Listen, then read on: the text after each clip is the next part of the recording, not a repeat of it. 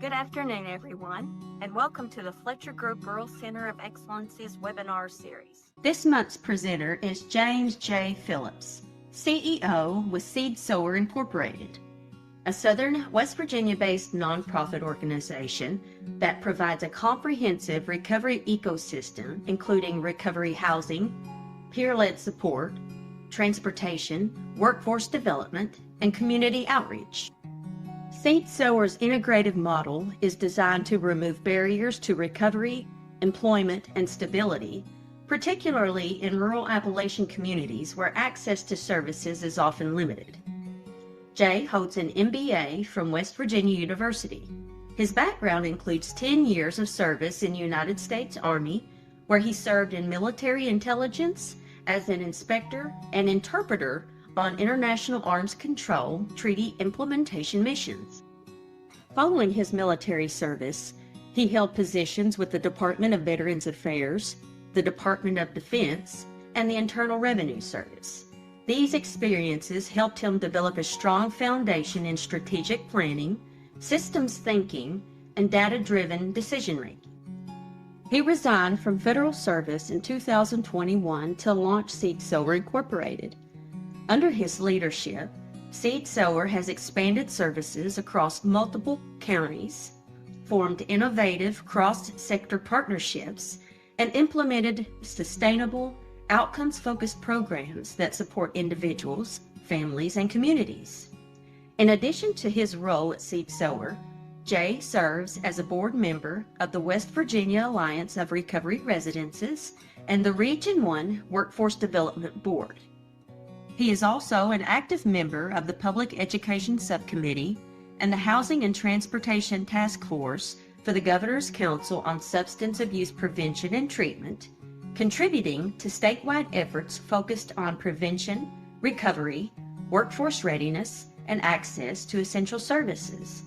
Jay is passionate about strengthening communities through collaboration, accountability, and recovery-oriented solutions that promote long-term stability and opportunity. Jay, the floor is yours. Good afternoon, everyone, and thank you for joining us today for Beyond the Grant, Braided Funding Strategies for Nonprofit Sustainability and Recovery Services. As the video mentioned, my name is Jay Phillips. I'm the director of Sower. I want to take a moment to thank the Fletcher Group, not only for hosting this webinar for today, but for the many years of collaboration and cooperation I've enjoyed with them since 2021, 2020, when we first got started. As you mentioned, I'm the CEO of Sower. Sower operates a number of different, we'll call them subsidiaries. We have the Well, which is our recovery community organization, Sower Transport, which is non-emergency medical transportation services, Sower Behavioral Health, providing clinical services, opening up here in the next couple of months, as well as our housing operations and outreach. So before we get started, just a couple of quick disclaimers. Number one, I am not a lawyer. Having sound legal advice is always recommended when you're going to look at putting in new initiatives, particularly that are going to generate revenue. I'm also not an accountant. My background is in financial management and data extraction modeling. So it's also important to have sound financial and accounting advice if you were to pursue any revenue generating services in your nonprofit for sustainability. But more importantly, I don't think you have to be either of those to have the vision, determination, and a solid growth strategy to grow your business. And sometimes I'll say the term nonprofit as a business, because even though our primary mission is caring for others, we still have to keep the bills paid and keep our people taken care of. And at the end of that, I also added number 4 and number 5. I didn't put them on the slide, but I think they're equally important. Number 4, nonprofit doesn't mean no profit. You can generate all the revenue in the world. You just can't cash out the equity. That's the primary difference. Take Goodwill as an example. Goodwill last year generated $8.6 billion in revenue. $7 billion of that came from their thrift store sales, but we're going to talk about that a little bit later. And number 5, and I think everyone joining this webinar will likely agree, sustainability in the nonprofit space is hard. For most of us, it's likely the greatest challenge that we face. There are struggles and bumps and fires along the way for all of us, and there's no magic solution. But there are options, and options are what we're going to talk about today. So if you've been around the Fletcher Group, you've more than likely seen this graphic. This is also published on the Appalachian Regional Commission's webpage, and it's in a lot of the literature about recovery ecosystems. This is probably the most apt graphic of a recovery ecosystem that I've seen. According to the Appalachian Regional Commission, a recovery ecosystem is a complex linkage of multiple sectors, including but not limited to recovery communities, peer support, health and human services, faith community, the criminal justice system, public safety, housing, and a number of other components that are located in most medium to larger communities. The goal of a recovery ecosystem is to help individuals in recovery access the support services and training that they need to maintain recovery and successfully obtain sustainable employment and a path forward in their recovery that's also sustainable. However, as the research is growing, we're learning that it's more than just a group of services. I recently read an article, an interview with Dr. David Best, where he asserted that instead of building lists of existing services, we should be building community and thinking of this model more like a double helix, in which bonds between and across formal and informal communities of support run between the strands and across the width and breadth of the structures. This would create structures that are strong, flexible, resilient, and responsive to challenges in ways that our professionalized service system is unable to achieve unless they are embedded collaboratively and co-productively into recovery communities. Now, that's a big academic mouthful, but its implications are profound and paradigm shifting, in my opinion. It's also very challenging to think about it in terms of system design, function, and sustainability. How do you design and run a system like that? And even more challenging, how do you sustain it? So this is what we're going to focus today. Approaches to the challenge of nonprofit sustainability that seek to look beyond the traditional and sometimes outdated models. And hopefully what you'll take away is how to identify common financial challenges that limit sustainability, describing components of what a braided funding model looks like and how multiple revenue streams can be aligned to support your mission delivery. And number three, applying practical strategies to transition from grant dependency to a diversified, sustainable funding structure. So, in order to solve any problem, we first have to define and quantify it. And this is the probably main problem I see in nonprofit sustainability today. Most people will agree with me, and I call it the grant dependency trap. There are three structural challenges that we face in the nonprofit space when we're over-reliant on grants. The first one is over-reliance on grants, and that's where you have funding tied to very narrow deliverables, which limits your flexibility and prevents reinvestment of your revenue. And it also creates a start-stop cycle of programming.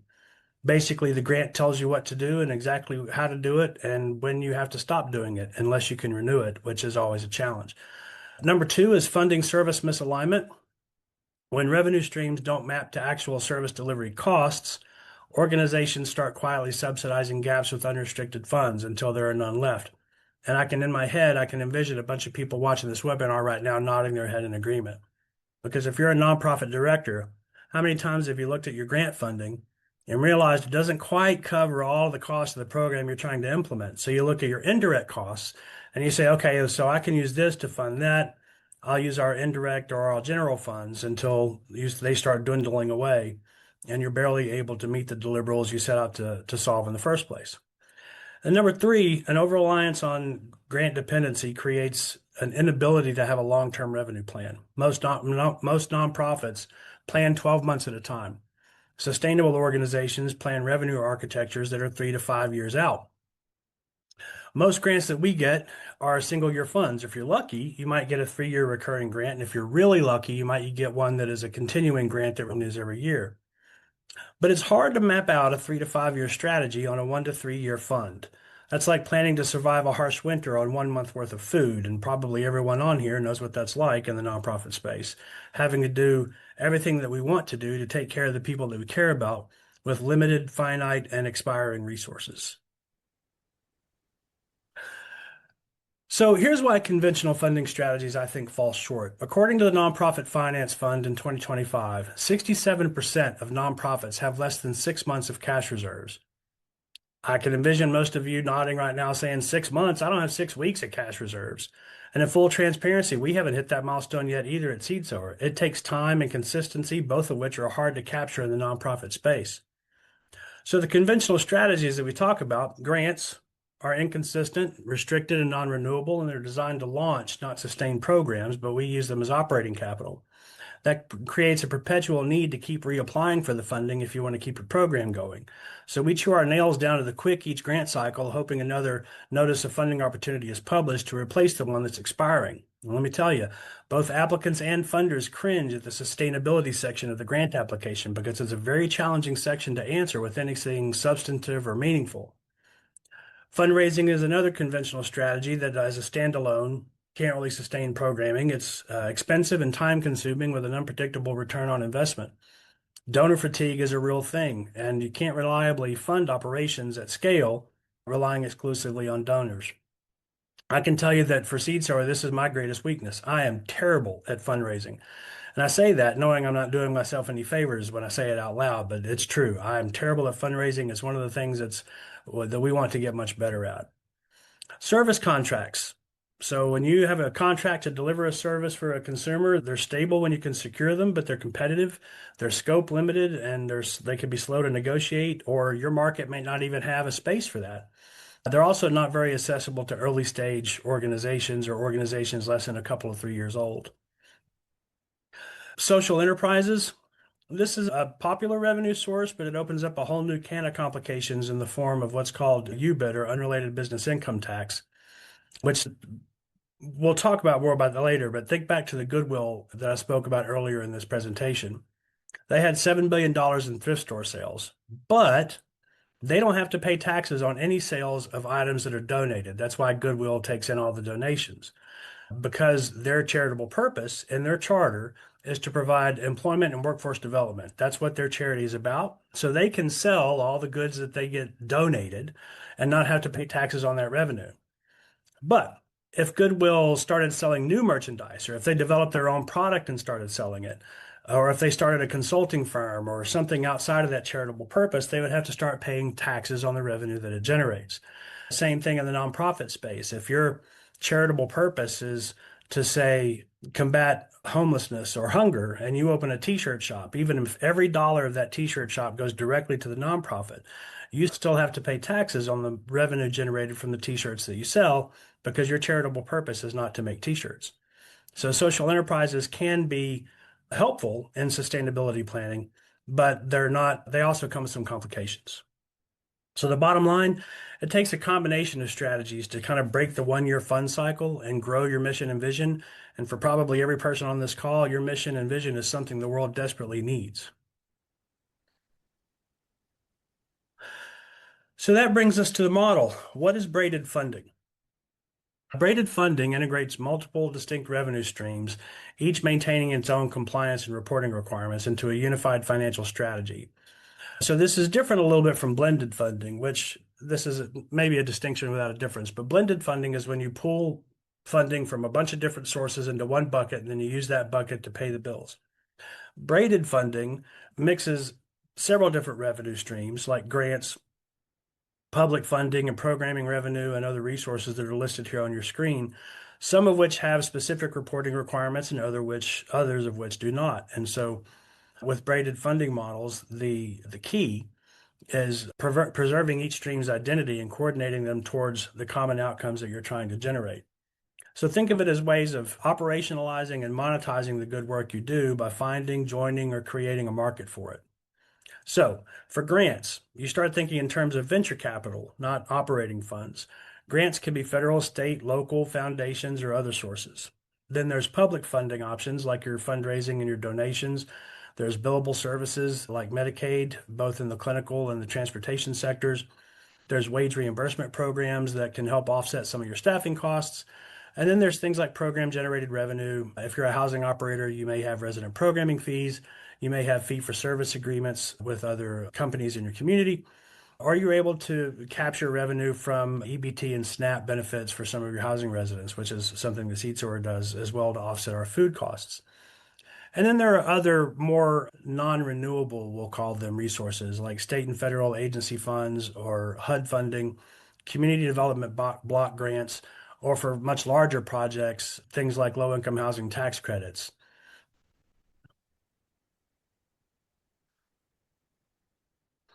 So I said a minute ago when we were talking about grants about seeing them as venture capital instead of operating support. And this is where I think we take a look at the old mental model. Most nonprofits, including Seed Sower in its early couple of years, were continuously looking for grants to pay our operating costs, our staff salaries, our program costs.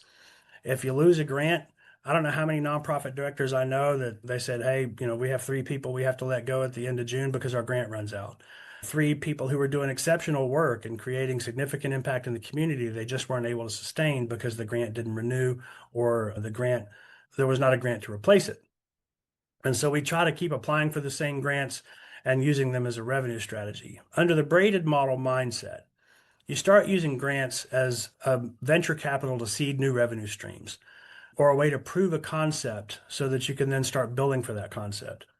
If you lose a grant, you have the opportunity then to start planning the transition because you have additional revenue to shore things up, which I have an example of that happened to us in 2020. Our transportation system was still relatively young, but generating revenue. We had 3 or 4 grants in the third and fourth quarter of 2024, and the state didn't put out any grants to back them up. And so all of a sudden, we had an enormous shortfall immediately in the fall of 2024. Our transportation system was generating enough revenue to keep us afloat while we developed alternative strategies to make up that shortfall. Grants diversify and expand your reach by allowing you to launch new programs, and they buy time in order to build sustainability. And that's, I think, one of the most important things to look at. So I wanted to use Seed Sower as a case study just because I'm obviously very familiar with seeds. Set in southern West Virginia, which is one of the most economically distressed regions in America. It's high poverty rates, limited infrastructure, compounding SUD and mental health crises. In addition, West Virginia has the lowest labor force participation rate in the entire nation. Why is that important? Because West Virginia has relatively low unemployment, but unemployment only counts people who are working or looking for work. West Virginia is actually not even ranked 50th. We're 51st in the United States for labor force participation at around 54%. District of Columbia, it counts in the 51, why it's 51 instead of 50. They count the District of Columbia. We are the worst state in the country for people who are currently working or looking for work. And so the challenge under the standard nonprofit funding models, they're designed for more urban or population dense areas that have high donor bases and large corporate sponsorship availability, things like hospital anchor partners and dense service ecosystems. In southern West Virginia, that just doesn't exist. Additionally, and if there's any recovery housing operators on this call, you know full well that recovery housing is almost universally and completely revenue negative, which means that virtually nothing pays for recovery housing except maybe your programming fees, and if you're lucky, a grant that'll subsidize some of your costs here and there.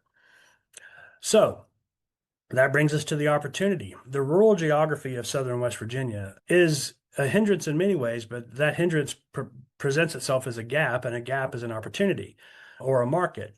Seed Sower was able to identify that in the terms of unmet transportation and recovery housing needs that could become sustainable revenue streams, particularly in the transportation sector. So this is what Seed Sower's current ecosystem model looks like if you refer back to the earlier ecosystem picture that I showed you. We have housing primarily for women and women with children. We operate a transportation service that covers about 5 counties. Peer recovery support services, I think we have 13 PRSSs on staff. Community-based engagement through our recovery community organization in Beckley. We have a workforce development partnership with Jobs and Hope, a company called Fruits of Labor, and Workforce West Virginia that creates workforce development and training pipelines for our residents. And then opening within the next 30 to 60 days is our behavioral health center to provide kind of wraparound outpatient clinical and other support services. And so when you're talking about the braided funding model, each of these components either generates revenue, qualifies for reimbursement, or reduces another program's operating cost. And here's kind of what that looks like. If you have integrated services with aligned revenue. So on the left side of the screen, you'll see the operations that we have that are either grant positive, which means they generate money. I mean, they're revenue positive, generating money, or they're neutral, that they have systems that offset themselves. So that's our grants and public support, our transportation service, our behavioral health, and operational supports, which are things like our EBT and SNAP, our fee-for-service agreements, and wage reimbursement programs. On the right side, you see the things that are either revenue neutral or they cost money. Workforce development, the peer recovery support. If you don't have that set up in a clinical system, that is at best an offsetting cost. Sometimes it's revenue negative. And then housing and community engagement, particularly the housing, like I said before. It's the foundation of recovery, one of the most important components of a recovery ecosystem. It's also the one that is the least supported in virtually every way. If we had time, I'd pop a poll up on here and ask how many of you recovery housing operators on the call are flush with cash from your programming fees, but I already know the answer to all of that. Recovery housing is virtually unsustainable on its face. So the mission critical services that cost money, like housing and community engagement, are carried by the lines that earn funding. That's the braid. And here's kind of the process flow for how that works. So it starts with grants and public support that you use to then launch initiatives. So, for example, we wrote a grant to buy vehicles for our transportation service. We wrote a grant for startup funding for behavioral health. We also used grant funding to start our housing and recovery support and community-based engagement systems.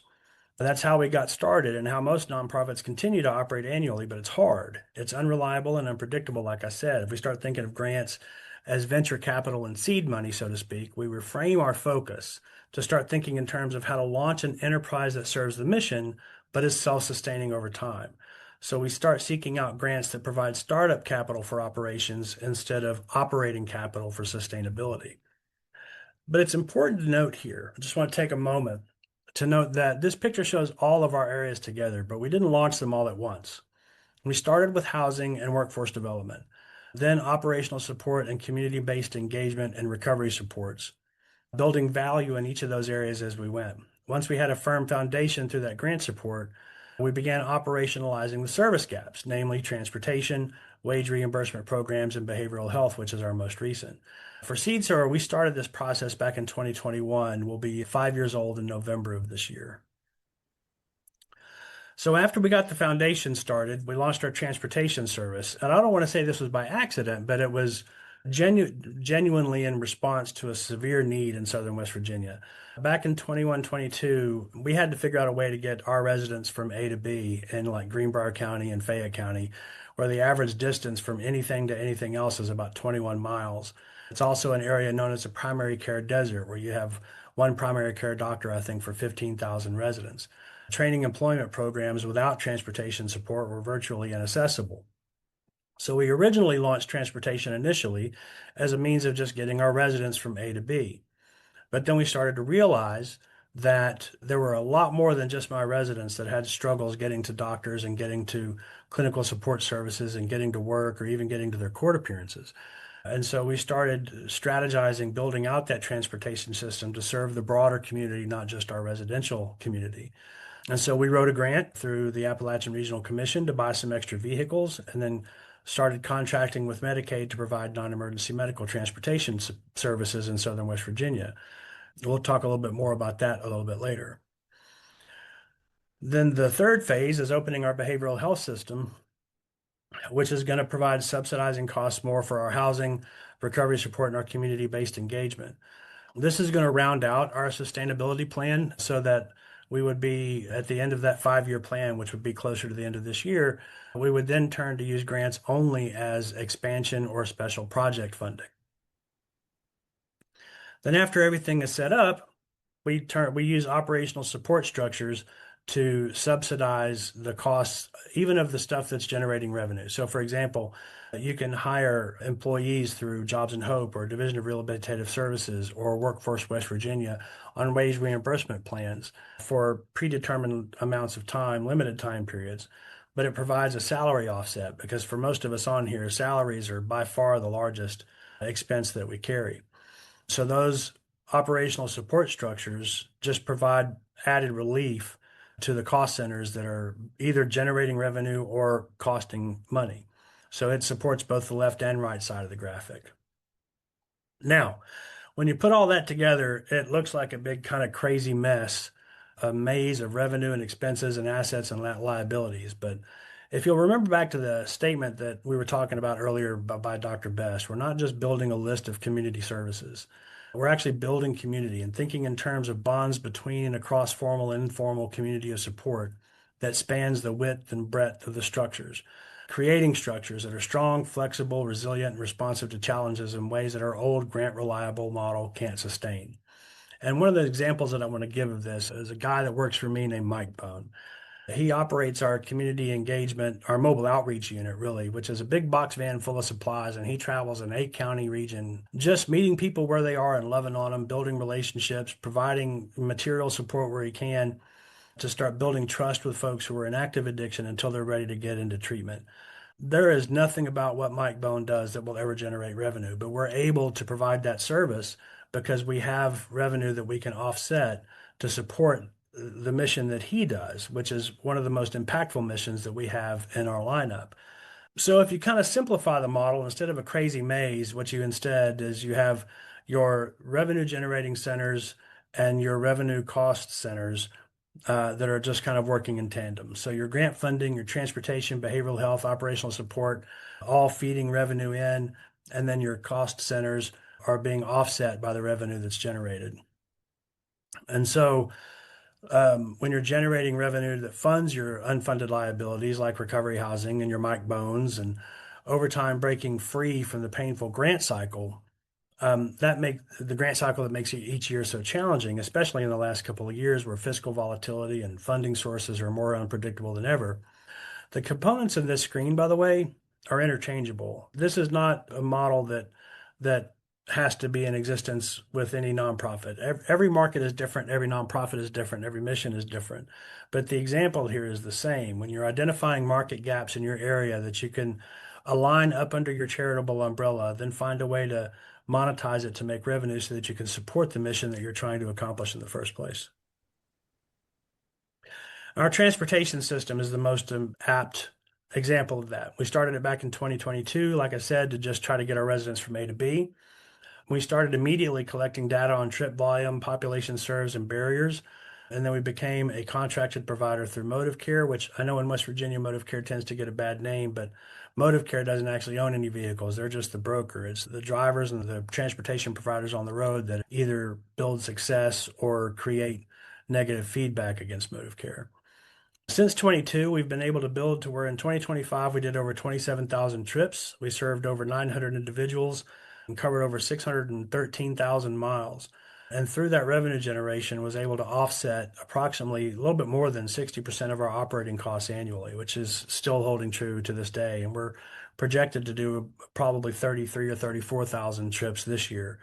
And so this is just an example of building up a revenue engine that not only covers the cost of the engine itself, but provides excess that you can then divert to your unfunded stuff like recovery housing and your outreach and engagement systems. And at the core of that, I think one of the most important things that's hard to do, and that's storytelling through data collection. As you're building your ecosystem or your model, it's absolutely vital that you're collecting data along the way. And I know it's boring, but this perhaps matters most of all. If you can't quantify and illustrate the work that you do, the results you achieve, and the outcomes you create, you can't convince funders to come alongside you in the journey. You have to demonstrate your effectiveness, your good stewardship of funds, and reliability as a service provider. And numbers can tell that story. And so there are several areas in here that I think are very important. And I'm using some of our data points as an illustration.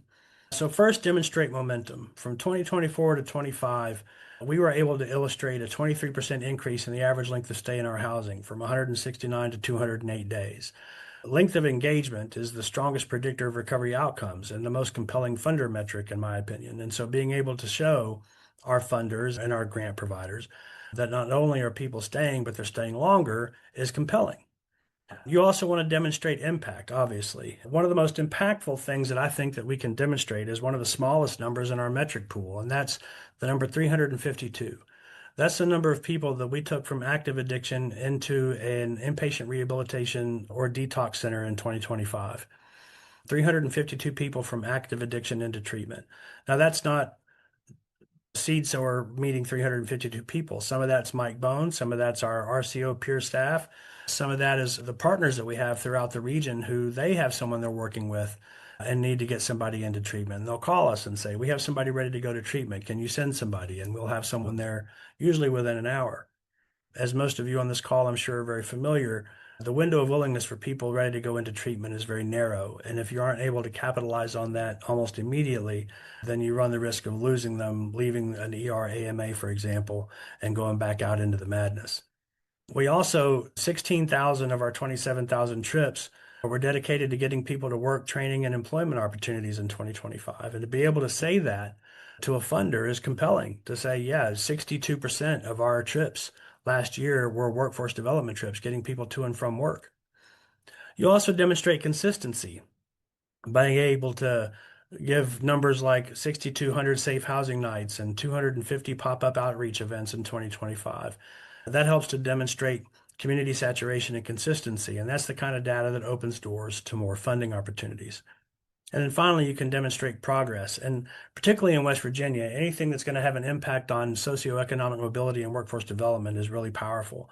So our particular program, our residents participate in a culinary and agricultural training program through Fruits of Labor that is also eligible for college credits if once they complete through, and it's through only one particular college, but there's a college that will apply or will accept this training for college credits. And so in 2025, our residents earned 217 different culinary certifications and 489 potential college credit hours through participation in that training.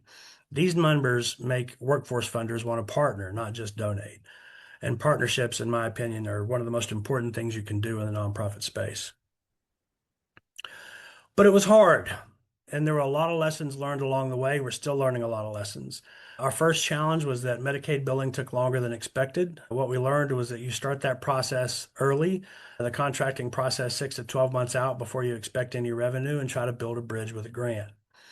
Our staff had to learn a new business model. People passionate about working in recovery aren't usually passionate about tracking trips, billing units, or managing fleet logistics. So it was important for us to invest in training early. Our third challenge was different models have different reporting requirements. We talked about that in the braided funding model definition earlier, where some of your grants have specific reporting requirements. Some of your revenue streams may have specific reporting requirements. So you want to have a defined system for mapping revenue to expenses and outcomes so that you can meet those requirements. And we developed that system over time after learning some kind of tough lessons. And number four, maybe even most important, it's incredibly challenging to tackle these problems alone. Develop, nurture, and sustain partnerships throughout the ecosystem, the region, and beyond, because we can do infinitely more together than we can apart. And it's something that I've said for years since we started Seed Sower that, the nonprofit space often seems like that's a lot of organizations scrapping for the crumbs of the same small pie. But if we can all get in the same kitchen together, we can make a bigger pie together. And I believe that very powerfully. So we're committed to working with anyone to help people grow or to learn, because there's a lot that we still have to learn as well. So let's talk about a roadmap of what that model looks like. Try to make this as simply as possible. So first, you assess where you are, audit your revenue stream, and map each funding stream to the program it supports, and identify where you're running operating deficits. So if you have a grant that's supporting a lot of your operations, and without that grant, those operations aren't sustainable, you're identifying that as an operating deficit. Then you align your revenue types to your program phases. Startups need grants. New programs need grants to get started. We talked about that as venture capital. But then once you build it out, you identify which of those services can qualify for maybe Medicaid or other insurance, grant, workforce dollars, or other funding mechanisms. And then you launch it. Use your next grant strategically to pilot a billable service, establish a partnership, or build the infrastructure to generate recurring revenue, and define the exit to that revenue before you start. And then finally, you scale it out. Use outcome data to position for reimbursement contracts and state agency partnerships, and then reinvest your program generated revenue into new service lines. And then you repeat that cycle as a means of growth. Now, all that together seems like a whole lot to try to digest. But here are 3 things you can do this month to get started if you're interested. Number 1, map your revenue reality. Pull your last 12 months of financials, and for every dollar that you received, ask if it's restricted or unrestricted. Ask if it's renewable. Ask if it aligns to an actual program cost. you may find that 60 to 70% of your revenue is funding phantom sustainability, which means it's not really sustainability because it's a finite grant source or another source that's going to end. Number two, identify one billable service. Review your current services. Is any of it transportation, peer support, housing, behavioral health, or workforce training? At least one of your programs likely qualifies for a public reimbursement stream or a fee-for-service agreement within your community. And then number three, identify and write a grant with an exit strategy. Before your next application, answer this. How does this program pay for itself in 3 years without the grant? If you can't answer that, then rewrite the program. Use the grant to build the infrastructure that makes building possible. And that can be a combination of the things that we talked about earlier. It can be a social enterprise that is subject or not subject to UBIT. It could be that t-shirt shop that we talked about. It could be a workforce development program that does projects within your community as a fee-for-service arrangement. And so once you've done that, in your first year, maybe you've completed your revenue audit, you've identified a service, you've written your grant strategy with an exit plan, and you've got your data collection ready.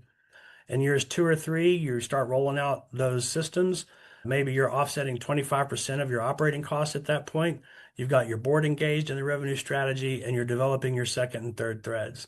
And then hopefully by years 4 and 5, grants are less than 40% of your total revenue. You have 3, maybe more than 3 active revenue streams, and you start developing an operating reserve of 3 to 6 months of expenses. And like I said at the beginning of this program, I have not yet generated 3 to 6 months of operating expenses because it's hard. Things happen, realities change, grants change, funding dwindles or funding increases, and it's often a roller coaster. But the more you progress down this financial resiliency pathway, the less unstable your revenue stream starts to look like. And so what that means at the end of the day is that you don't have to choose between mission and margin. If you use braided funding appropriately, it can be how your organization becomes less resource constrained and how you can build the financial resilience to keep showing up year after year. So some of the takeaways from today: grant dependency is structural and it requires a structural solution. Braided funding integrates grants, public reimbursement, and program revenue into a unified strategy. Number 3, the world needs mission and vision, and both have the potential for greater value creation. Number 4, data is the bridge from program to delivery to financial sustainability. And number 5, to use grants as venture capital, not operating support. And I want to close with something that I think that is very, very important, something that's been on my heart a lot lately.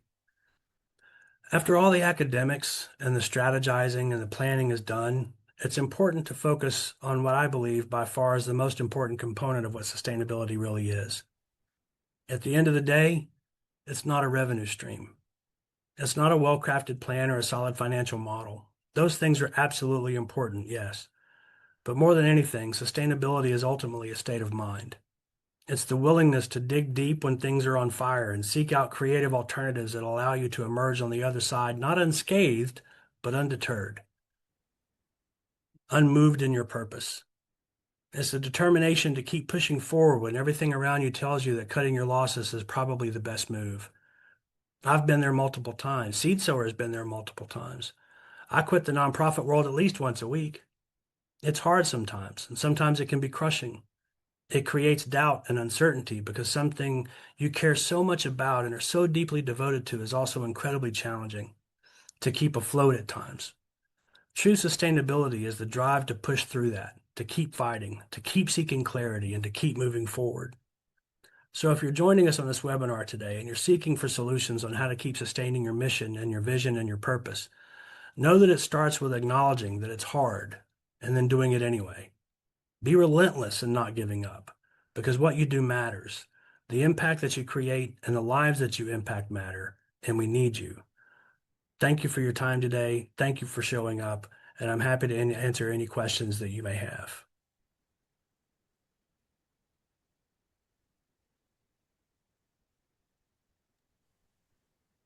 Thank you, Jay. That was excellent. I think that was an excellent presentation. I see lots of clapping hands, so that's always great. I don't see, let me just check the question and answer again. So A couple of things that I was thinking of is I know you talked about kind of looking at your financial modeling, figuring out what you have sustainability for. If someone was if someone was 100% grant focused right now and they wanted to move into this more sustainable model, where would you suggest that they start? If they're feeling a bit overwhelmed and like, oh, how would I ever start this? Where would you suggest that they start? Your mission, vision, and bylaws, because I think one of the most important things to consider here is that the safest bet is to start an initiative or a strategy that is in line with your charitable purpose.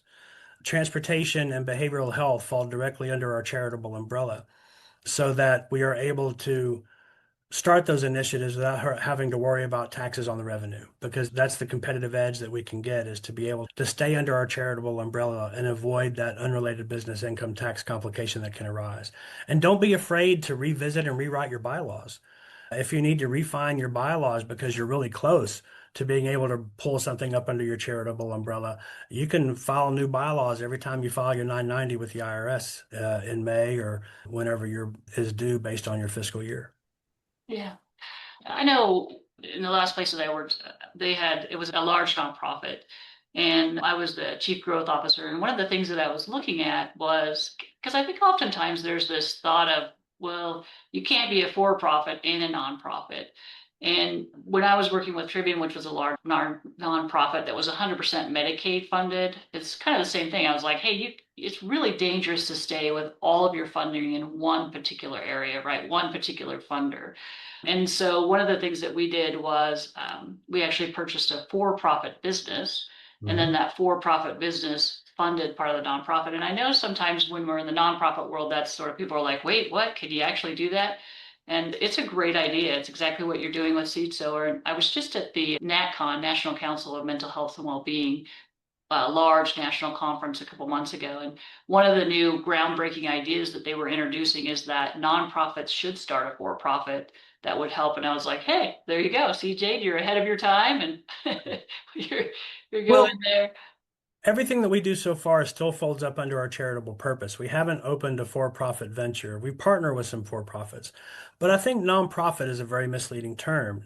Most people assume that a nonprofit means you can't make money. There are larger nonprofits out there, like, say, Goodwill or the Salvation Army, that make millions of dollars in investment revenue, just investing in stocks and bonds. I mean, you can make all the money that you're able to go and make as long as you do it, obviously, legally. The difference is that you can't, between a for-profit and a nonprofit, is you can't take that earned money home with you. That's the fundamental difference. You can generate it. You can generate all the revenue you want, but you can't cash out that equity.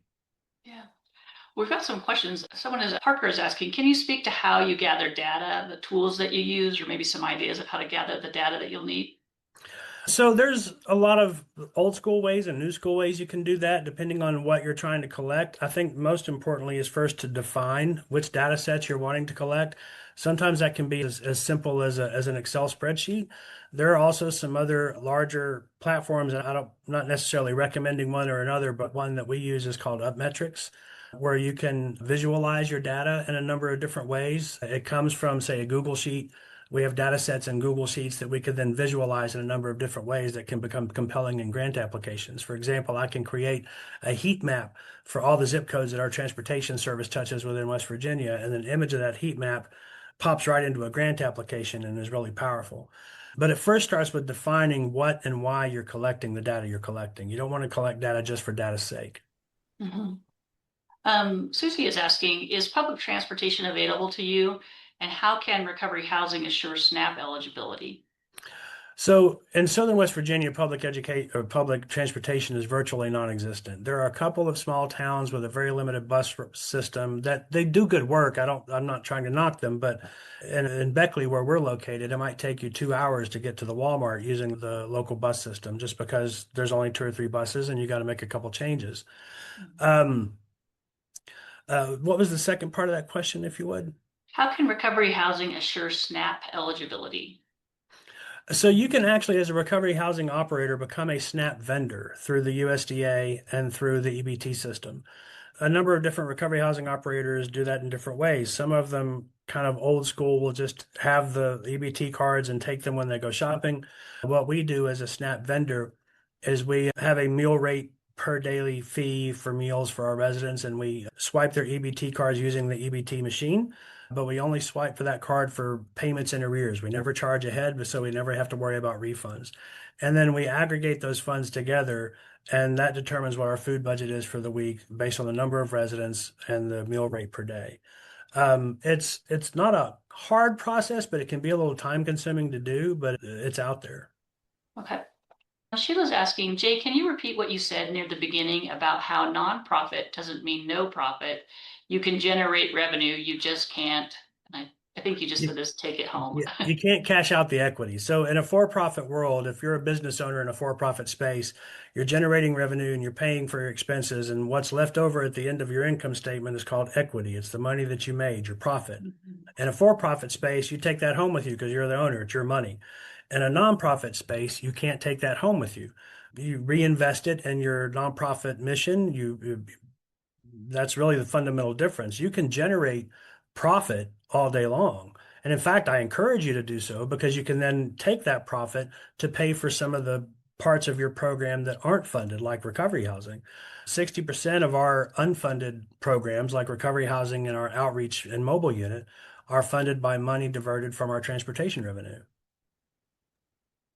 Sorry about that.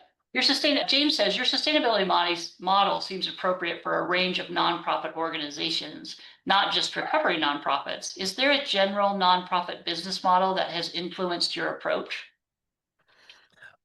No, not really. I wish I had something more inspiring to say on that. Really, it was more with my educational background and what's known as the Porter Five Forces model. I just evaluated the market that I lived in and looked for the gaps. And I responded to specific gaps in my specific community, which everybody can do. See, Annie says, are you available to work with a nonprofit through this process? I'm happy to help anyone to the extent that I am able. I would also recommend, the Fletcher Group has a lot of great resources also if you're in a HRSA eligible area for support. But I'm happy to put my email out there. And if you have specific questions, I don't have a lot of bandwidth to be able to, say consult on the side. It takes all of my energy to keep this, train moving. But I believe in helping as many people as I can. And I believe that a rising tide raises all ships. So happy to answer any questions. Great. Don said, Erica, they're moving along here. Don said, can you speak to how many vehicles and what your transportation looks like? We have 17 vehicles and about 15 drivers directed by a transportation director and a dispatcher, and we're contracted through Motive Care to provide non-emergency medical transportation. We also provide a lot of transportation for Jobs and Hope participants in West Virginia, getting people to and from work. The transportation director kind of manages the vehicles and the licensure and the credentialing. The dispatcher kind of manages the day-to-day scheduling. And our drivers are basically driving the wheels off of these cars, man. We're going from 5 o'clock in the morning until 11:30 at night. Not the same driver. We're not unsafe, but we're actually adding drivers so that we can create kind of shift level work to be able to service more operating hours later in the evenings. That's great. Kimberly's asking, she said, we already provide a ton of transportation as a part of our programming. How did you get started with Medicaid billable NEMT services? So in West Virginia, I made contact with Motive Care, which is our state broker for Medicaid NEMT, non-emergency medical transportation. And there are a number of different levels of NEMT you can provide. There's simple gas mileage reimbursement, which is the lowest entry barrier, but it's also the lowest reimbursement rate. And then there's out-of-network and in-network providers like any other service. And so we went through the contracting process with Motive Care and checked all the boxes and jumped all the hurdles required to become an in-network provider so that we could really start serving a broader swath of our community. And our transportation now covers about 5 counties. But we transport, especially the treatment trips, we take them anywhere in the state. That's great. And somebody had asked if our drivers are paid. Yes, they're paid W-2 employees. Okay. Great. Tanya's asking, are you charging per trip for work runs? And if so, is it on a daily basis? And have you been able to get any state reimbursement for non-medical trips? So the way the NEMT system works is it's based on mileage and mileage per person, per eligible person in the vehicle. So say, for example, if I'm taking 5 people 10 miles, I get paid for those 10 miles for each of those 5 people if they're in the same vehicle, which for a recovering housing operator can be really effective if you've got, you know, your residents needing to go to the same place at the same time, for example. Yeah. I know operating, so I operated an intensive outpatient and outpatient facility, and we provided transportation. One of the biggest issues for us was insurance, getting insurance for the vehicles. How did you overcome that obstacle? With big checks because insurance is not cheap. But there are some carriers, like when we first started out, we had one auto carrier, but they had kind of a cap on how many vehicles that they were willing to insure. And so working through my insurance broker, it's a wonderful company that we work with, they found us a different carrier that didn't have a limit.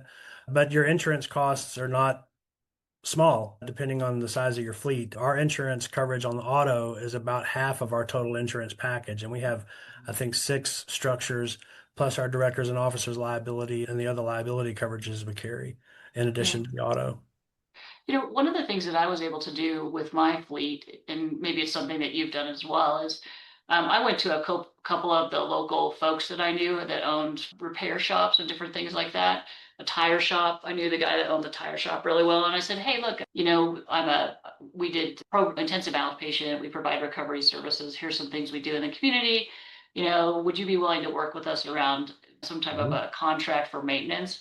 And they gave us a significant discount on tires and cost to fix Absolutely. things. So I don't know if that's something you guys have done, but I thought I would throw that out there as well. That's one of the things we were talking about early on in the presentation about the interconnected strands of that ecosystem kind of working and self-supporting each other. So absolutely look for those relationships. We use a fleet management system now to where, you know, through Ford Motor Pro, because we've gotten a big enough fleet now that makes more sense for us, which kind of makes it difficult to deal independently with the smaller garages. But we also then get the group discount for being as part of the fleet management. So it's a good offset. That's great. Um, yeah. Lance is asking, how is your culinary workforce development program sustained? So that one's challenging. Now, that's not my program. That is operated by a for-profit program called Fruits of Labor Inc. that operates a series of cafes in Southern West Virginia. And the cafes are almost exclusively operated by students in the culinary program. And sustaining that, there are workforce development programs through the state, such as Jobs and Hope and Workforce West Virginia, that can provide some sustainability dollars for that program. But that's not my program. That's an independent program that we partner with as part of our recovery system. Great. I've got a couple questions from Tanya. Her first question is, are you charging per trip for work runs? And if so, is it on a daily basis? Have you been able to get any state reimbursement for non-medical trips? I think we already talked about that. Let me pop down to the second one then. So one more question for clarification. Medicaid will pay for work runs and non-medical trips, question mark? No, so Medicaid pays for anything that Medicaid reimburses for. So if it's any Medicaid reimbursable clinical service, doctor, dentist, mental health, IOP, OP, whatever, they'd pay for that. On the job side, and I think I haven't found another state that does this. This may be unique to West Virginia, but in West Virginia, Jobs and Hope will fund transportation to and from work for people with barriers to employment.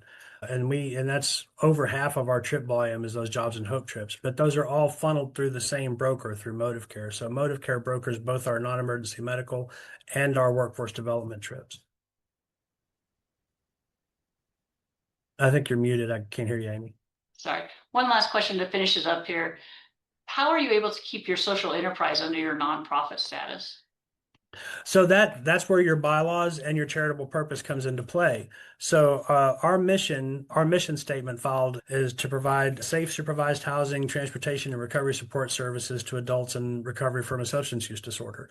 And in our bylaws, those services are outlined in detail. So if I wanted to go open a work crew that painted houses, that would not fall under my charitable purpose. That would be a social enterprise that would be opened as say, a for-profit subsidiary that I would have to pay taxes on that revenue. That's that unrelated business income tax, UBIT, that we were talking about. But there are recovery operators, a number of them I can think of off the top of my head, who do that very successfully, where they have, say, paint crews, or I know one that has a basement mold abatement company where they go out and do this work, but they have to pay taxes on that revenue, but it generates enough revenue to then support their unfunded liabilities. I can't hear you, Amy. I've got my dog here and he keeps barking on the side, so I keep muting, so apologize about that. I know on the workforce, if you're looking, or social enterprise, if you're looking to develop a social enterprise, I know you've got some great suggestions. We'd be happy to connect people with you. And also at the Fletcher Group, we have Lori Bear that has put together some social enterprise stuff. So if you contact us by going to our website and requesting a TA, a technical assistance, which you just scroll down to the bottom of the first page, we can get you in touch with Lori. So if you're thinking about that you want to start a social enterprise and are unsure where to start or how to put all that together, I know Lori has some great resources and is happy to provide those for you. So. And I think as a final thought, like really go back and revisit your bylaws and your mission and vision statements and start from there because you may already be providing a service that can generate revenue you're just not aware of yet. Before you start looking into the social enterprise outside of your charitable umbrella system, like start with your core mission functions and see if there's an opportunity there. In many cases, there will be. Yeah. Yeah. Well, Jay, we have so appreciated your time today. We know you're a really super busy guy. Fantastic presentation. I thought you had some excellent information, some great insights for our folks in the recovery ecosystem. Again, we really appreciate you and thank you for spending this time with us.